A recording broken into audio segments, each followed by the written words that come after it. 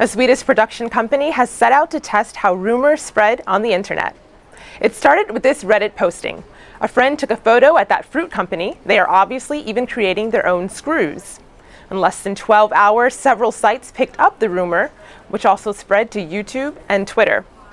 The Swedish company says its aim is to encourage people to become more critical of what they see online. Our next lead looks at a video game which tackles alcoholism.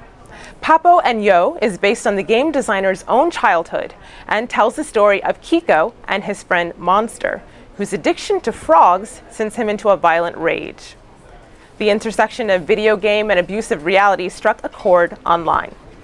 Papo and Yo made me experience something I wasn't prepared for, tweets Cop0995.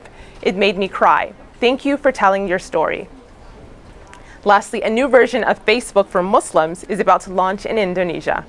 Salam World, described as a cleaner, halal version of Facebook, will allow users to filter posts about pornography or drugs.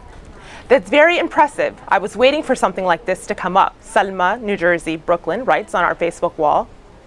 Mike Swice is doubtful. Curious to know who gets to determine what is deemed halal and to what degree censorship takes place. Well, we want to hear from you. Leave us a message at facebook.com/AJStream. He raises a good question.